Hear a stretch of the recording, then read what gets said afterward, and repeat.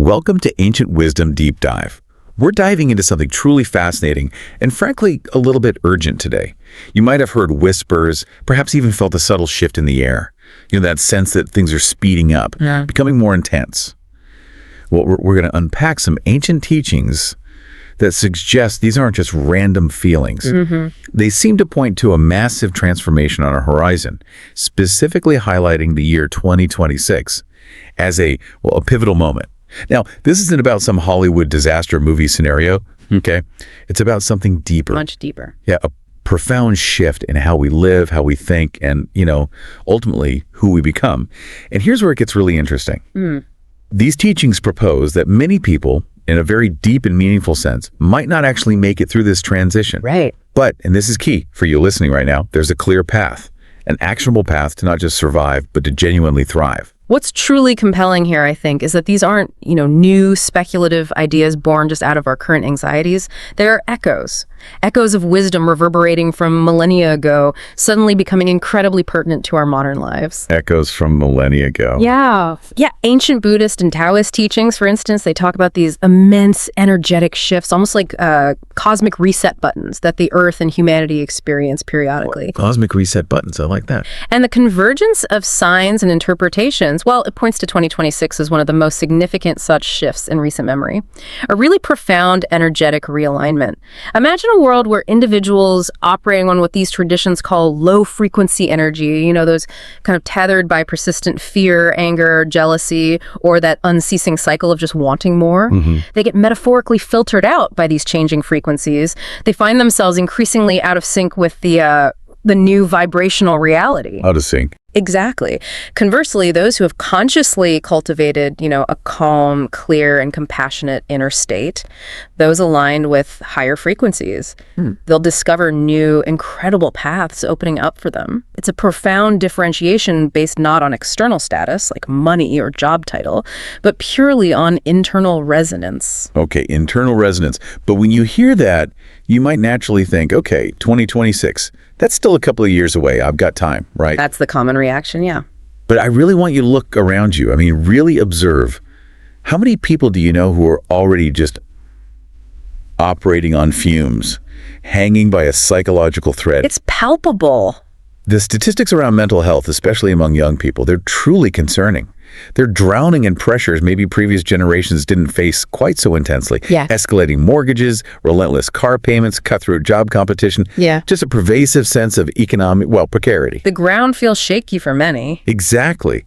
But honestly, those external pressures, as huge as they aren't even the deepest crisis, are they? No, I don't think so. The true challenge feels far more profound.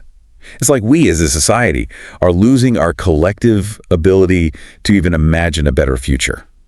We're losing that vital sense of control over our own lives, that basic belief that our efforts can actually shape a positive tomorrow. That sense of agency. Yeah, agency. That feeling, right? Yeah. Those restless nights staring at the ceiling, wondering what you're truly working for. What's the point of pushing through all this stress if the future just feels so uncertain, so out of your hands? The existential treadmill. Exactly. But look, we're not here to add to that anxiety. Our mission today really is to identify these challenges, internal and external, to understand why so many people might be vulnerable, and then to provide a clear, actionable roadmap, and a roadmap for cultivating the kind of inner resilience and maybe foresight that will not just see you through this transformation, but truly allow you to flourish. That's the goal. Because as these ancient teachings reveal, many people won't truly make it to 2026, not because the world itself is suddenly too harsh. Right. But because they will have already given up on themselves deep down inside. They've surrendered their inner capacity for growth and adaptation long before the real transformation has even fully kicked in. That internal landscape is key.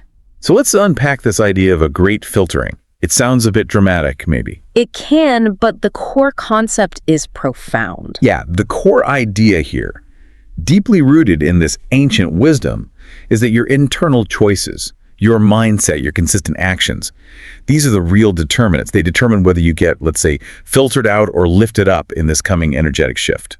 It's not about external circumstances dictating your fate. It's about your internal response to them. Exactly. And these ancient insights, they don't just talk in generalities. They actually identify 4 distinct types of people.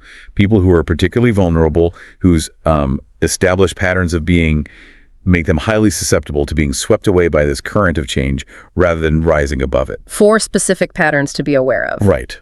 First up, we have the eternal waiters. Ah, yes. The procrastinators of destiny. Yeah. These are the individuals who perpetually delay action, always waiting for that elusive, mythical, perfect moment to begin something significant. You've heard them. Maybe you've even been one of them sometimes. When I have enough money, then I'll finally start my business. Or when I have more time. That's a classic. Then I'll learn that crucial new skill. Or when the market is perfect, then I'll invest. When the kids are older. Always when. Always deferring action to an idealized future. But the insidious insight here, right, is that the perfect moment is just. It's a psychological construct. It's an excuse. It absolutely is. It allows fear of failure, fear of discomfort to masquerade as prudence or wisdom. Exactly. It's not a real thing you wait for. It's an internal deferral mechanism. Ancient wisdom tells us opportunity doesn't just knock. No, it's already there, waiting for those who've started building the door. Nice. The truth is, opportunity comes to the prepared, not merely the patient. The ones who start building, learning, doing now with whatever they have, those are the ones who'll be ready when these shifts really accelerate. And this waiting, this inaction, it really connects to a broader erosion of the inner resources needed for sustained growth. Which brings us to the second type, the instant gratification addicts. Ooh, that sounds familiar in our modern world. Doesn't it? These are the individuals constantly hooked on the quick dopamine hit. Whether it's from, fast food entertainment, the endless scroll of shallow social media, Mindless scrolling. or any immediate fleeting pleasure that demands minimal effort. While it seems harmless, maybe even relaxing, Right, just unwinding. these habits are quietly, almost imperceptibly, eating away at their willpower, their attention span, their capacity for sustained creative effort. Think of it like a slow, systemic poisoning. You feel okay today, maybe fine tomorrow, but month by month, year by year. It adds up. Your internal energy becomes hollow. You risk becoming just a shell of who you could genuinely be. This isn't just about indulgence, you see.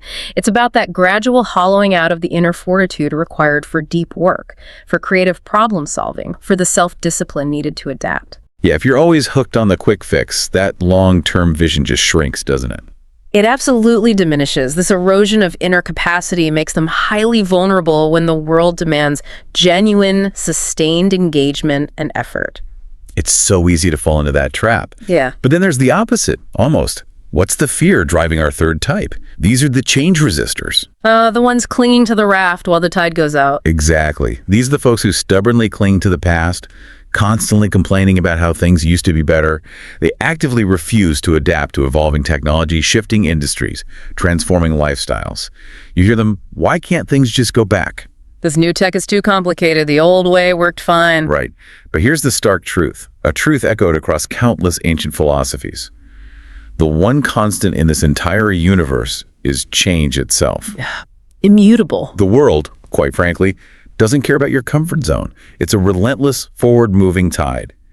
And those who dig their heels in, who refuse to learn, to grow, to pivot, well, they'll inevitably get swept away by that current of progress. Their comfort zone becomes their cage, and eventually their undoing.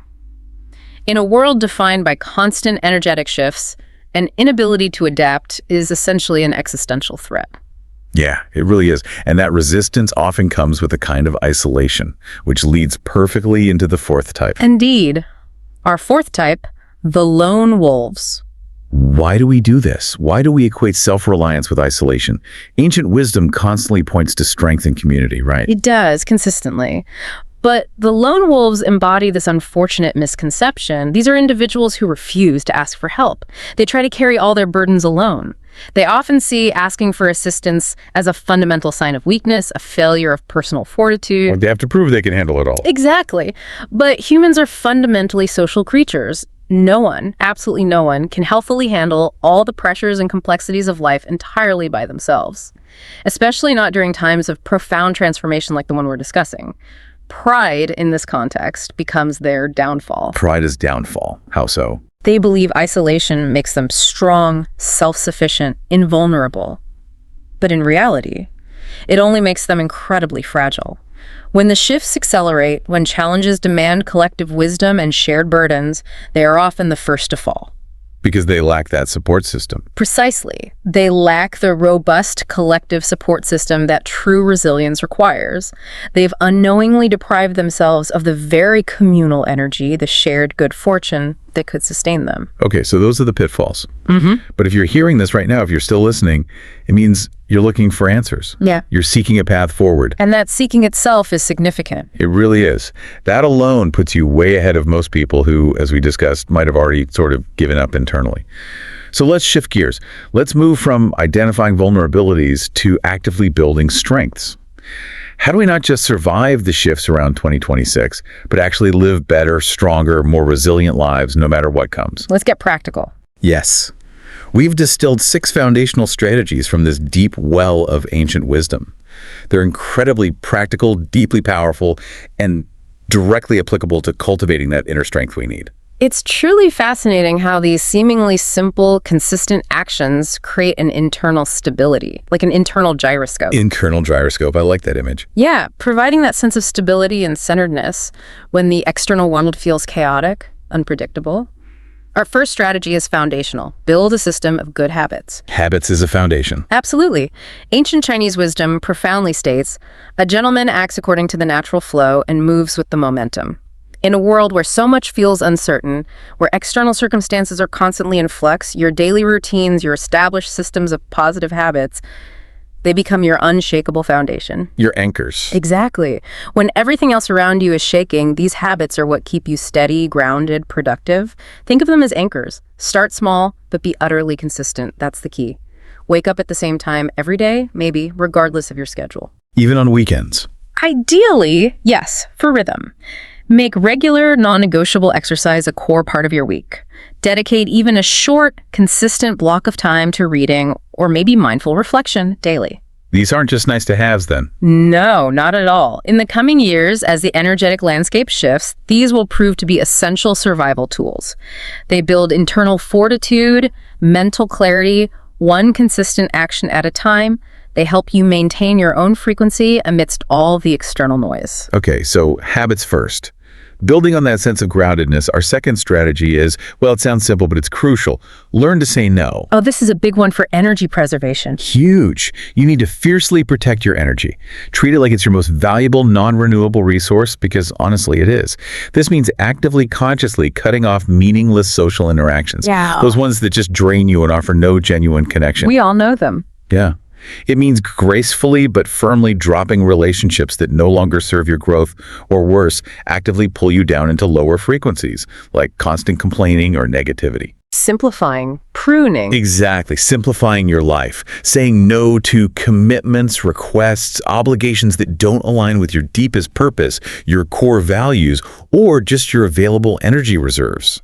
Because every yes you give to something unimportant, something that depletes you or distracts you. It's a no to something potentially vital. Precisely. It's a profound no to something that could truly change your future, build your resilience, enhance your capacity, maybe even preserve that good fortune we'll talk about. It's strategic energy management. Yeah. Essential for turbulent times. Definitely not about being antisocial, just strategic. Yeah. And this strategic energy management, it frees you up, right? It does. It frees you up to cultivate unique value, which leads to our third strategy. Develop multiple skills. Moving beyond the specialist. Exactly. The age of being good at just one thing, of being that singular specialist, it's rapidly drawing to a close. The future, particularly the landscape of this emerging higher frequency era, belongs to individuals who possess the unique ability to connect different fields. People who can bridge disparate worlds with their knowledge and expertise. Polymaths, almost. In a way, yes. Don't just master your main skill that's foundational, absolutely essential. But then strategically identify and add one or two supporting skills.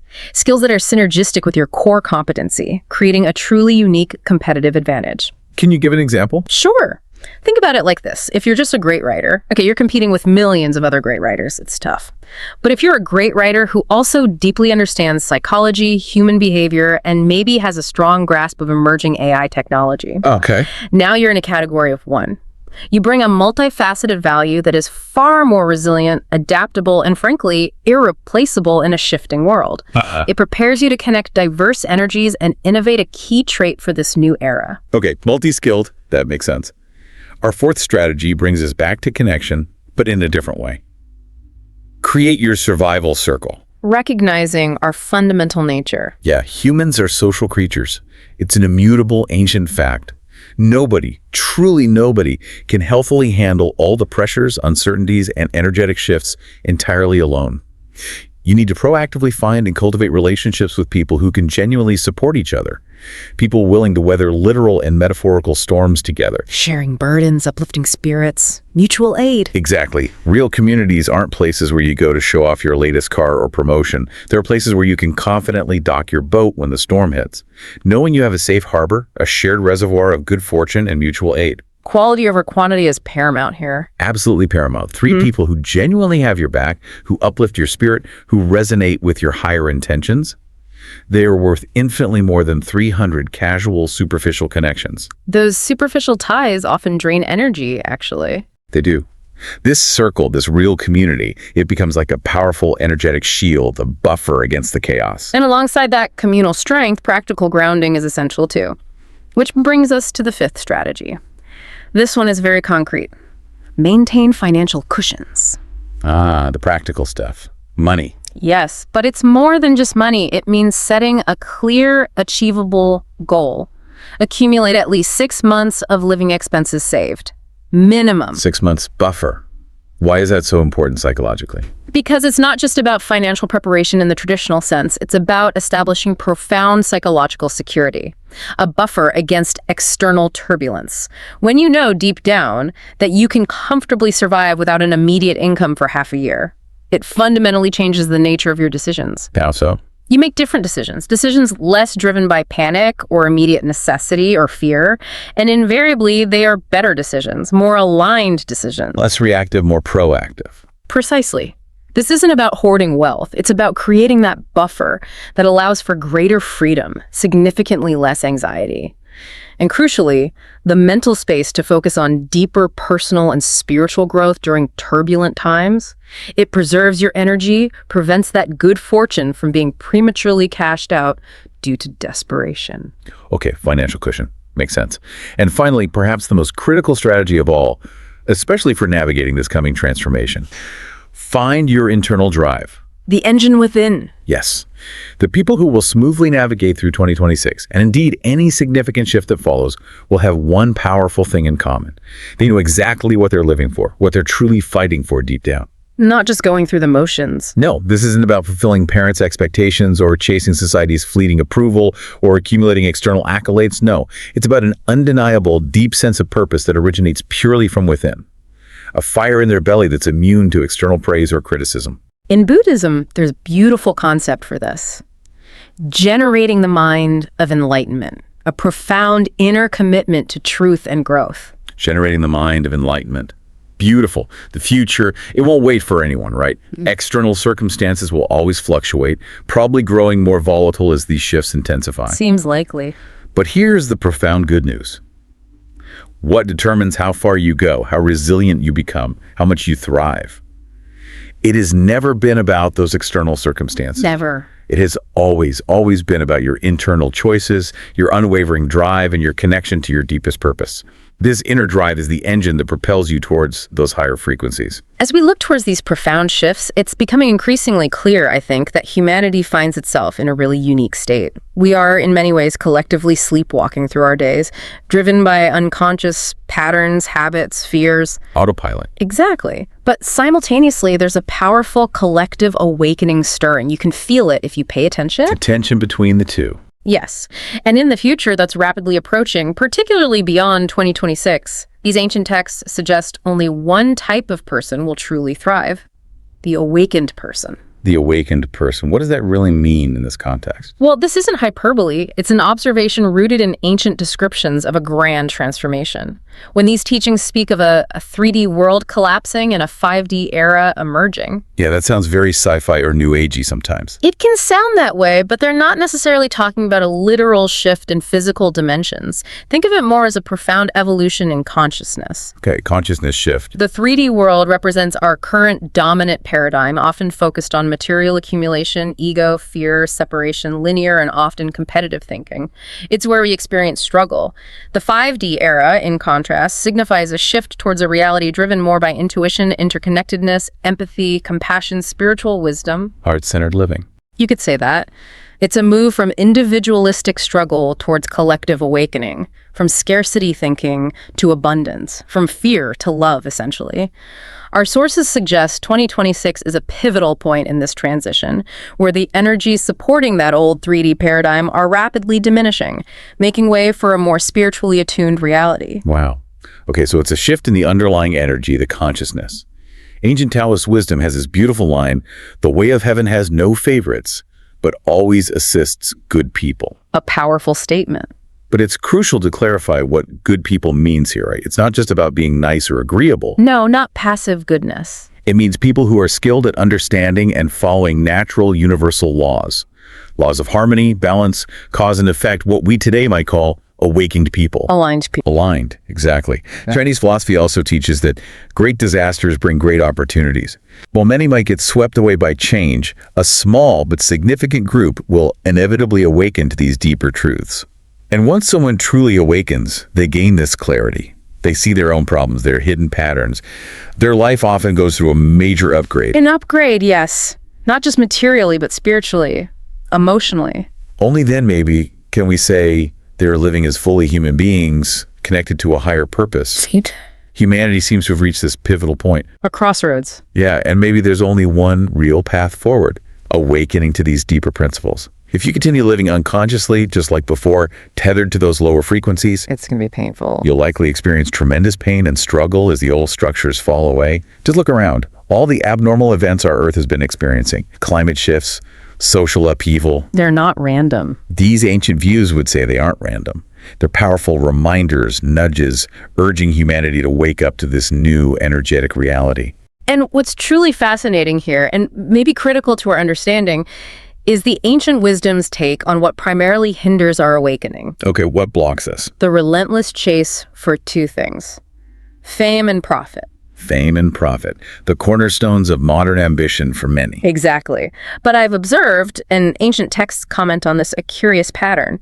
Why do many people often get sick, suffer health crises, or run into significant trouble right after achieving huge success or making vast sums of money? Yeah, you do hear stories like that. Stress, burnout, maybe. Modern perspectives might say stress or coincidence, but there's a profound ancient wisdom behind it linked to our energetic reserves. It's believed that their good fortune got used up in advance, cashed out too quickly. Good fortune used up. Explain that. What is good fortune in this sense? It's central to these teachings. It's not just random luck or money. Imagine it more like an energetic reserve, a kind of spiritual credit. It's built up through virtuous actions, kindness, integrity, selfless service, not just in this lifetime, potentially across many. It's the inner capital that allows you to weather storms and attract positive experiences. A deep reservoir of resilience. Okay, so it's earned. Energetically. Yes, but we humans have this relentless, often unconscious chase for fame and profit. We think more wealth is always better, higher status is superior, more fame is the goal. We don't realize that by relentlessly pursuing and indulging in these things, we are rapidly depleting that fundamental good fortune, drawing too heavily from the spiritual savings account. Spending it all at once. Exactly. When someone becomes extremely famous or suddenly makes huge money, it can often signify that all their underlying good fortune has been completely cashed out into these visible, tangible things. Yeah. This, metaphorically, can mean their life is nearing its end, or at least a significant cycle of external growth is concluding, leaving them without an internal buffer. It's like that shrimp analogy: the day it turns bright red, its moment of visible glory, is often the day of its greatest sorrow, perceiving its end. You see people move into grand mansions, start driving luxury cars, only to find their health suddenly faltering or their businesses inexplicably collapsing. Why would that happen? Because, according to this view, not everyone possesses the internal virtue, the depth of good fortune, to sustain such luxury energetically. Those opulent villas, from this perspective, require occupants with truly great virtue to maintain their energetic balance. That's a powerful and maybe challenging perspective on success. It forces us to rethink ambition. So how do we reconcile the drive to achieve with this need to preserve that spiritual capital, that good fortune? That leads us right to the absolute importance of preserving good fortune. Okay. If you observe true spiritual practitioners, people deeply on the path, they often deliberately avoid accumulating excessive fame and profit. They shy away from it. They focus instead on accumulating virtue, constantly creating value for others, helping solve problems, building up their good fortune internally, but they consciously choose not to indulge excessively in material pleasures.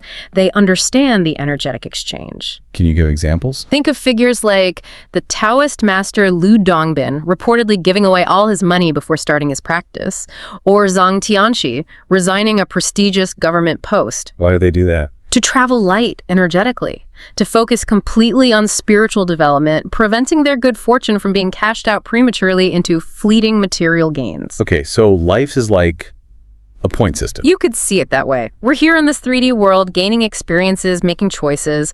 The merit we accumulate becomes our good fortune. And yes, this good fortune can be exchanged for fame and profit, but those are just rewards from this three-dimensional world, limited rewards. But some people want more. Some individuals awaken. They see through the limitations of this 3D existence.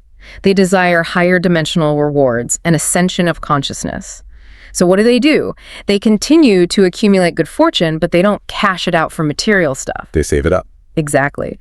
When their good fortune reaches a certain profound level, they can potentially achieve a quantum leap, an energetic and conscious shift, and directly upgrade to a higher dimensional state of being. Wow. Okay. So back in our 3D world, how do we apply this?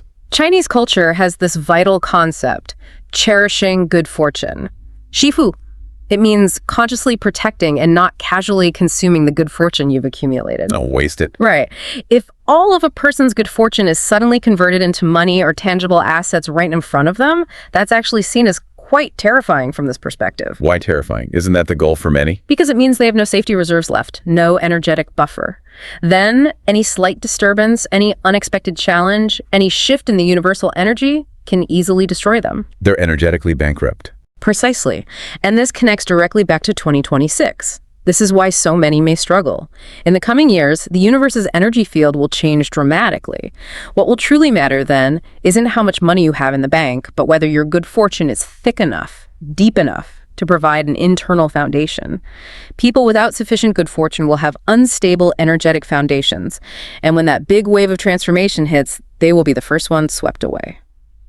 This brings us to a really fundamental way of living, doesn't it? Especially in this complex, changing world. A way that preserves that good fortune and builds profound inner resilience. It's a philosophy beautifully encapsulated in just 3 words: contentment, detachment, and letting go. 3 pillars of inner peace. Yeah. And to truly understand and embody this wisdom, there's perhaps no better example than the incredible, transformative life of Master Hongyi. A remarkable figure.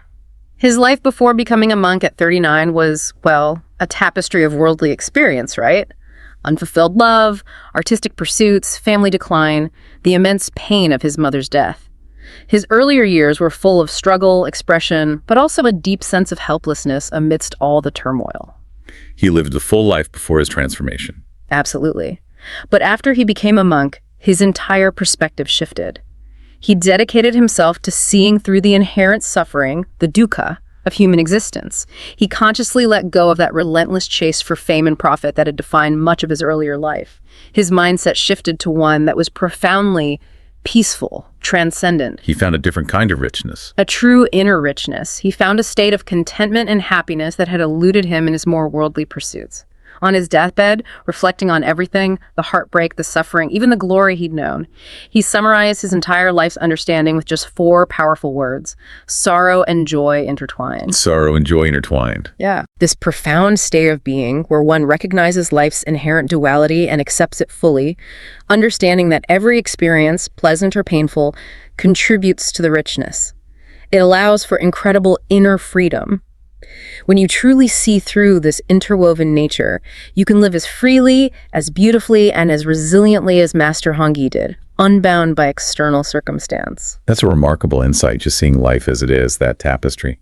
Master Hongyi also said something like, "Those who know contentment can live without shame.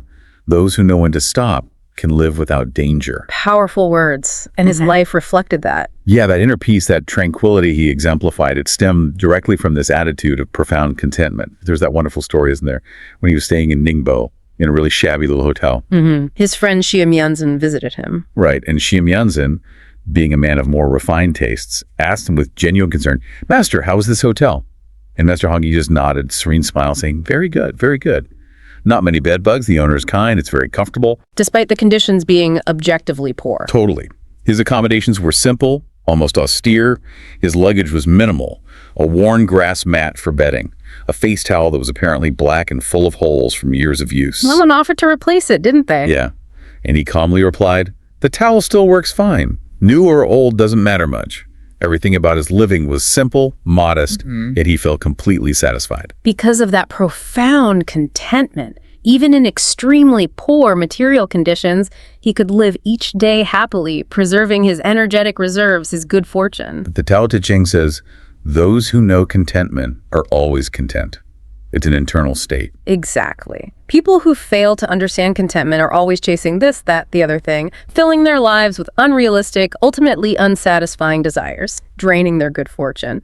But those who grasp contentment maintain a natural, balanced attitude towards desires, fame, wealth, thus cherishing their good fortune. Contentment first. Then, building on that, living with detachment seems equally crucial. Absolutely. People in our current era, especially those really entangled in that 3D mindset, we are so easily confused and bound by fame and profit, so controlled by personal desires. Every day, busy, busy, busy. But in truth, often becoming slaves to external validation, fleeting desires, chasing illusions of happiness. Running hard, but maybe not getting anywhere meaningful. Precisely. Many people will likely struggle with the 2026 shifts because their desires are too vast, consuming their good fortune, and their energetic reserves are too thin. Their precious life energy gets consumed by chasing and clinging to external things, leaving them depleted. So detachment isn't about not caring? No, not apathy. It's about freedom from being controlled by outcomes. Those who can truly be happy and fulfilled don't necessarily possess more stuff. On the contrary, they are incredibly clear about what they can let go of. That clarity cultivates inner freedom. And Master Hongyi, again, is the perfect example here, right? He lived through decades of China's most turbulent, war-torn period. Immense external chaos. Unimaginable hardship for many. Yet facing these incredibly difficult conditions, this master, who had once enjoyed luxury, felt no hardship internally.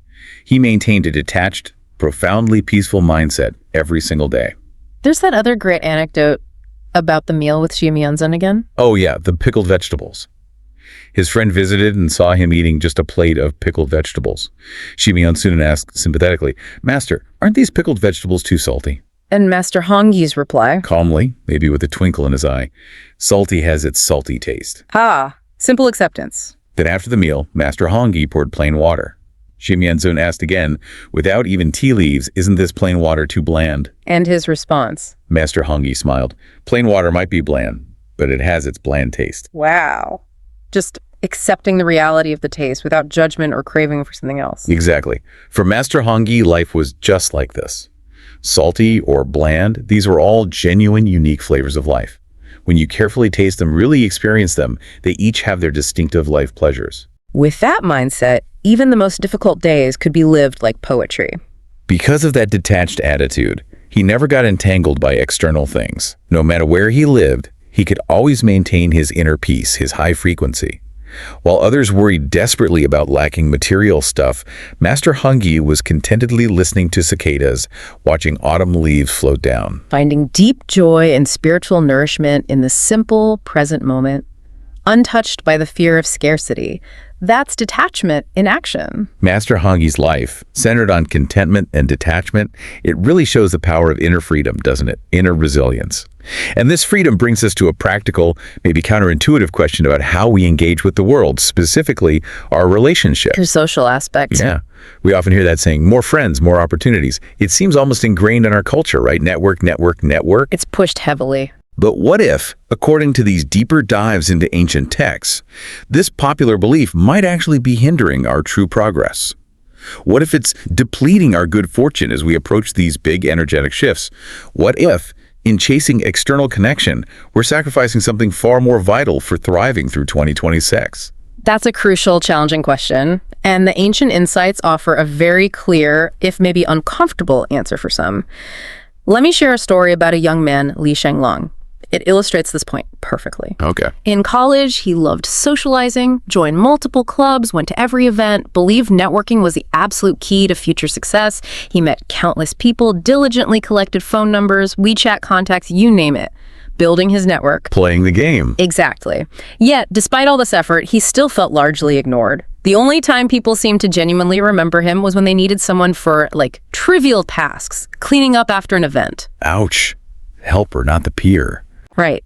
He even knew a teacher involved with party membership, someone he frequently visited, brought gifts to, chatted with, thinking he was building a strong connection, Guangxi. Later, when he wanted to join the party, he approached her for help, and she just coldly replied, "I'm busy." Shut him down. Wow. After all that effort. It was a harsh moment of realization for him. Only then did he truly understand. When your ability, your resources, your intrinsic value, when they can't match your social ambitions, everything you do is just futile socializing, wasted energy. Futile socializing. You keep giving your time, your energy, your attention, and others just come to think it's natural. They take without truly reciprocating or valuing your presence beyond what you can immediately provide them. This one-sided effort actively depletes your good fortune, your energy reserve. That makes sense. And Western research actually kind of backs this up, doesn't it? Yeah. With Dunbar's number. Exactly. Studies show we can realistically maintain truly intimate, meaningful relationships with maybe 150 people max in our lifetime. And when you really think about that, 150, that's actually a pretty small number for deep connections. It forces selectivity. Yeah. It forces us to be much more selective with our energy, much more intentional about who we let into our inner circle, especially as the world gets more energetically demanding. And look at highly successful people, figures who command immense respect and influence. Often, they're not the biggest social butterflies. Deng Yuhui, a prominent figure in China, openly admits he's never had many friends. He once recounted leaving a dinner party halfway through. Why? Because he realized everyone at the table was just discussing trivial, meaningless topics, gossip, complaints, nothing that contributed to his life, his growth, his mission in any meaningful way. It was an energetic drain. He just walked out. Politely, one assumes, but yes. Yeah. Even Ren Zhengfei, the powerhouse founder of Huawei, famously states he has almost no private dealings with other entrepreneurs. His focus is laser sharp on his core mission. Wow. So what's the fundamental truth here? When you truly reflect on these examples, you grasp it. When you can't bring certain value to others, a reciprocal exchange of energy, insight, support, no amount of relationship building effort will work long term. Relationships at their core are about mutual value exchange, energetic resonance. It's not about forcing connections. No. The higher your own resources, your status, your skills, your internal energetic frequency, the more you naturally attract others who align with that value. When you consciously give up low-quality, energy-draining socializing, you free up your precious time and energy to cultivate yourself, preserve your good fortune, and enjoy a truly high-quality life. The core of enduring, authentic relationships is attraction based on who you are, not desperate pleasing or constant exertion. Attraction, not pleasing. That's powerful. And this ties into selective attention too, doesn't it? Like that Harvard experiment. The invisible gorilla effect, yes. Classic study. Remind us. They had people watch a video of players passing basketballs, telling observers to carefully count the passes made by the team in white shirts. During the video, someone in a full gorilla suit walks right through the players, even stops and beats their chest. Most observers, intently focused on counting, never even noticed the gorilla. It was completely invisible to them. Because their attention was focused elsewhere. Exactly. It proves human attention is incredibly selective. When you're focused intently on one thing, your mind automatically filters out other information, even stuff that's glaringly obvious or potentially important. So how does that apply to socializing? Well, similarly, when you're obsessed with ineffective socializing, constantly seeking external validation, chasing fleeting connections, trying to maintain too many superficial ties, you consume most of your valuable energy and attention on that pursuit. You become blind to other things. You naturally ignore more important things outside of that social chase, like the crucial task of improving your own personal value, enhancing your skills, strengthening your internal energetic foundation, which is where real, lasting resilience and authentic attraction actually come from, especially for navigating the 2026 shifts. So what's the smart approach then? A truly smart person Someone aligning with the wisdom for the coming era understands that life is fundamentally about doing one thing exceptionally well, continuously improving their own knowledge, skills, and internal strength, their own frequency. They understand that socializing is, or should be, about win-win value exchange, not one-sided effort or a futile attempt to gain approval. Focus on your own strength first. Absolutely. Instead of spending huge amounts of time, emotional energy, maybe even money, maintaining unreliable, superficial relationships that deplete good fortune, it is far wiser to focus intently on improving your own strength, your own energetic frequency, your own unique value first. There's an ancient analogy. A general's sword doesn't swat flies. A fierce tiger on the hunt doesn't chase rabbits. Don't waste your energy on trivialities. Precisely. Your focus and energy are too precious. Many will struggle through 2026 because success, true thriving, won't depend on how many people you know or how many dinner parties you attend. It will depend entirely on whether you have real skills, cultivated inner strength, and truly irreplaceable value to offer all-rooted and preserved and abundant good fortune. Okay, so when you consciously give up that ineffective socializing to improve yourself, when you cherish your good fortune, cultivate detachment, what's the ultimate point? What's the grand goal here beyond just, surviving 2026? That's the real question, isn't it? Beyond survival lies thriving. And the ultimate goal, maybe the most remarkable ability you can possibly gain in life, an ability that ensures thriving no matter the external shifts, is the capacity to make yourself happy. Self-generated happiness. Yeah, it sounds so simple, maybe almost too simple, but it is profoundly challenging and utterly transformative in its implications for navigating a changing world. There's a beautiful philosophical story that illustrates this perfectly. It holds deep wisdom for this journey towards 2026 and beyond. Tell us. A daughter once complained to her father about life's constant difficulties, the hardships. She felt she hadn't tasted genuine happiness in a long, long time. The father, a wise man, said nothing at first. He just took her to the kitchen. Okay. He got 3 pots, filled them with water. He placed carrots in one, eggs in another, and coffee beans in the third. Then he put all 3 pots on the stove to boil. Carrots, eggs, coffee beans, boiling water. Exactly. After about 10 minutes, he turned off the heat, took out the cooked carrots, the eggs, the coffee. He asked his daughter gently, "What do you see?" She replied impatiently, "What else? Just carrots, eggs, and coffee. What's your point, Dad?" Teenager response, maybe. "Perhaps." The father then said, "Touch them, see what changed." She did, and answered, "Well, a softened, mushy carrot, a hard, unyielding cooked egg, and a cup of fragrant coffee." The father nodded, smiled. "Look, these 3 things all face the exact same adversity, that pot of boiling water, that intense pressure. Same external condition. But their final states were completely different. The carrot was hard before, but it became mushy, weakened by the boiling. The fragile egg had only a thin shell, but after cooking, its inside became hard, unyielding. But the coffee beans, he said, they were the most amazing. How so? They weren't just fundamentally unchanged or weakened by the hot water, they changed the water itself, transforming both its color and its taste. Moreover, the hotter the water, the more fragrant and transformative the coffee became. Wow. So the beans transformed the adversity. Exactly. Though the story is short, the wisdom it holds is worth pondering for a lifetime, especially now, approaching 2026. Life will always throw setbacks. It will present you with that pot of boiling water, those intense pressures and transformations. However, will you become like the carrot, weakened and made mushy by hardship? Or will you be like the coffee beans, enjoying the process, adapting, and even changing your environment for the better, emitting your unique essence? That choice is ours. That choice is completely, utterly yours. So, I say, learning to make yourself happy, cultivating that inner resilience is a truly remarkable and indispensable ability for the coming era. Since you often can't change the external facts, the energetic shifts of the universe, why not turn around and enrich ourselves, cultivate our hearts, strengthen our inner world? Shift the internal landscape. Yes. When your mindset improves, your perspective naturally broadens, your energetic frequency rises. Then, no external difficulty, no amount of global transformation can truly disturb your pace or upset your mood. You naturally won't worry about being happy or not because you yourself are the ultimate, inexhaustible source of your own happiness. Okay, so be the coffee beans. But how?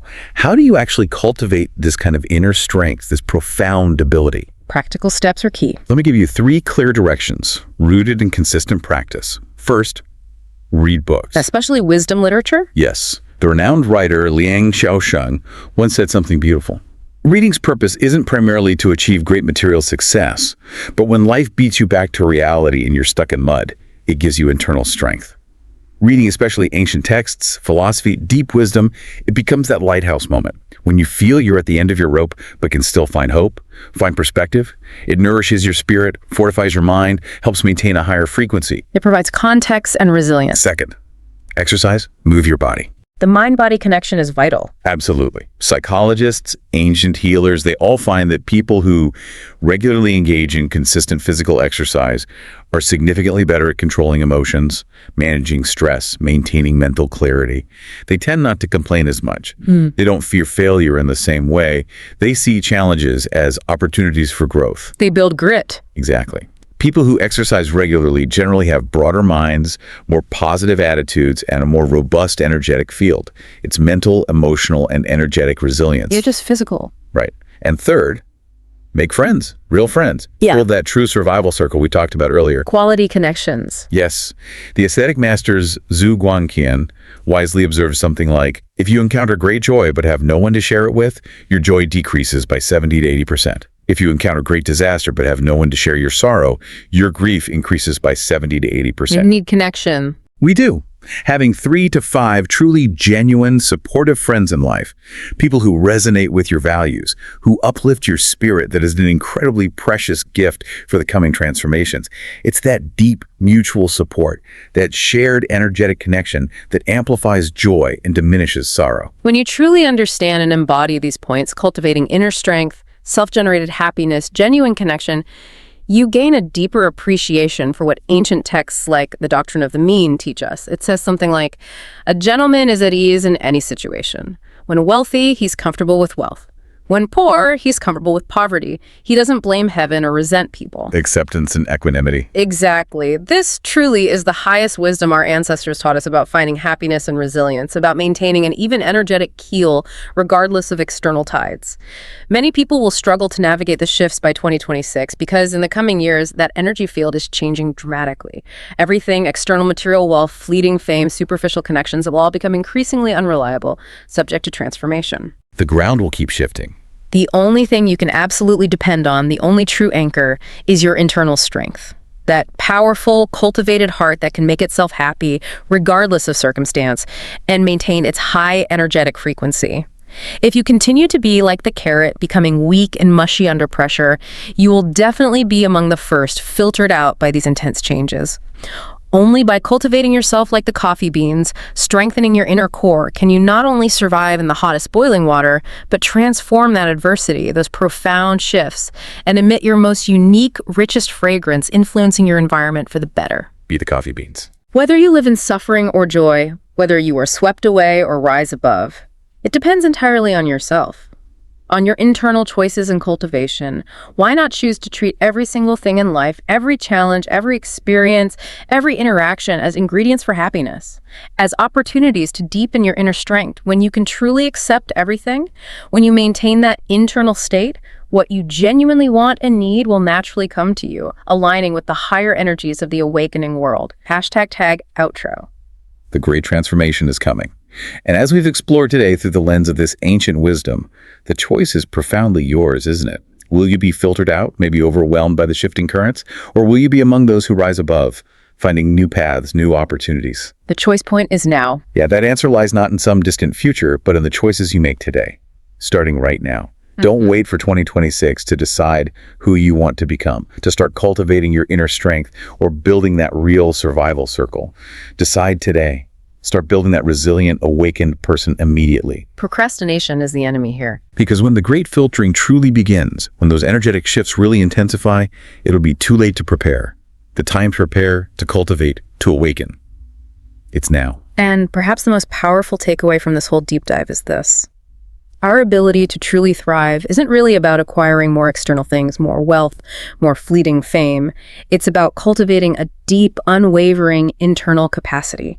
That reservoir of good fortune, the ability to find contentment in what is, to practice detachment from what doesn't serve our highest good, and to leverage our genuine relationships for mutual growth and resilience, ultimately transforming even the hottest boiling water into something uniquely beautiful and profoundly meaningful, not just for ourselves, but maybe for the collective awakening too. Beautifully put. Thank you for joining us on this Ancient Wisdom Deep Dive. We truly hope this conversation has given you powerful insights and, importantly, actionable steps for your own journey towards 2026 and beyond. May it serve you well. And for those ready to dive even deeper, stay tuned for our next exploration. We're going to reveal 3 specific daily habits that could completely transform your life and exponentially increase that vital good fortune before 2026 even arrives. You won't want to miss it.